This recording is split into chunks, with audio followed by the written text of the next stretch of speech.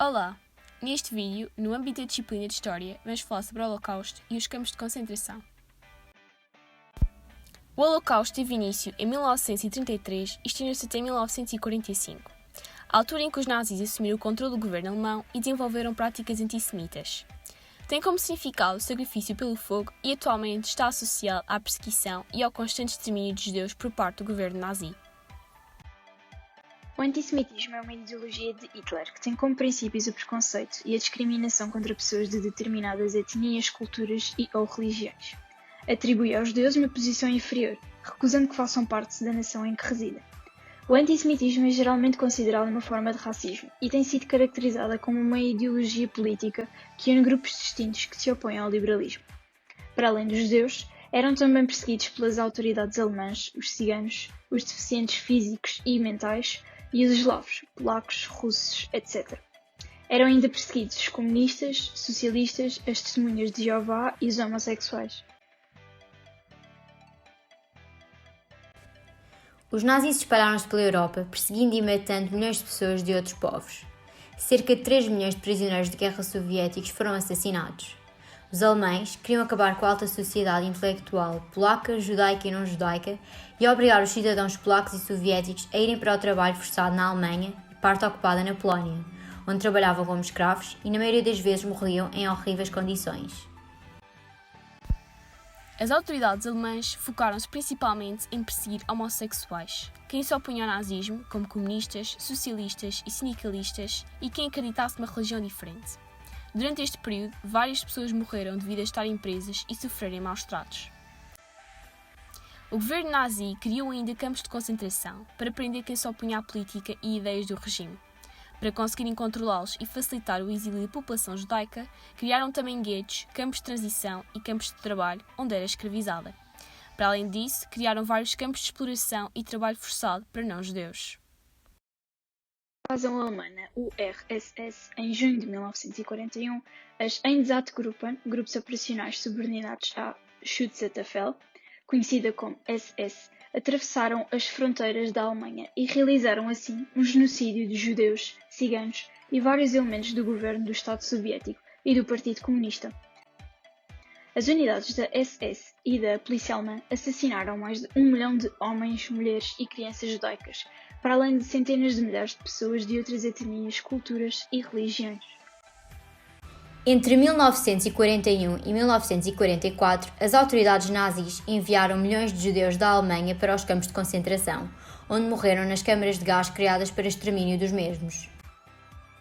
Nos meses anteriores ao final da guerra, os guardas da SS transferiram os prisioneiros dos campos de concentração para comboios ou marchas forçadas, conhecidas como Marchas da Morte, para que os aliados não os libertassem.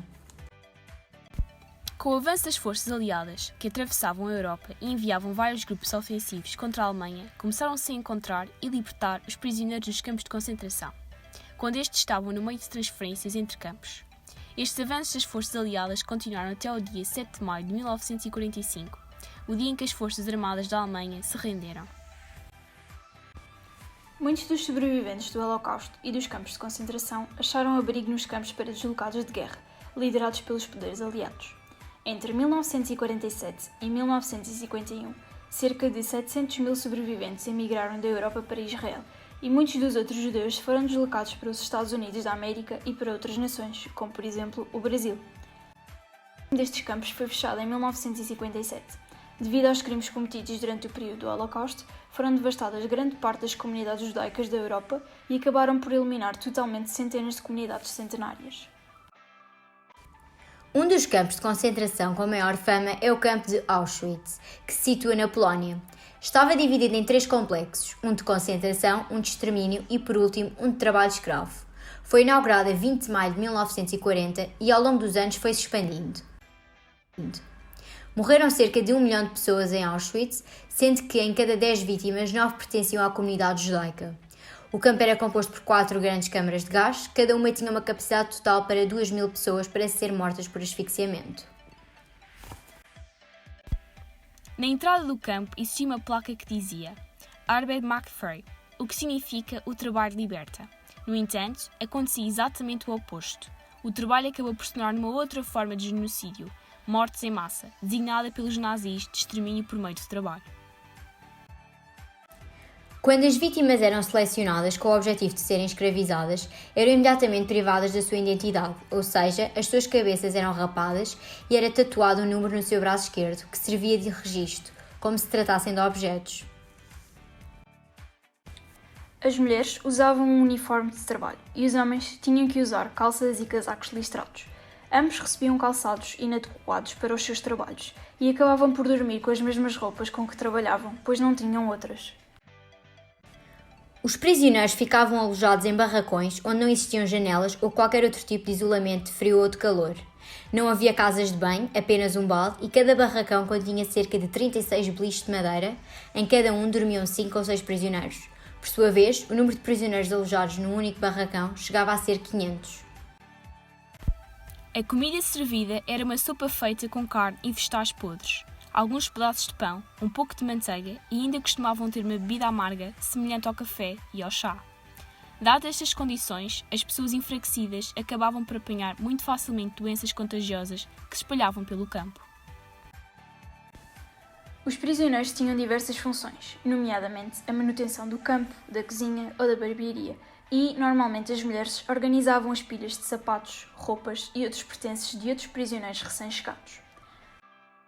Os pertences em bom estado eram enviados para a Alemanha, onde pudessem ser usados, estando os depósitos destes situados em locais próximos dos dois crematórios, chamados de Canadá, por ser considerado pelos nazis um país de muitas riquezas.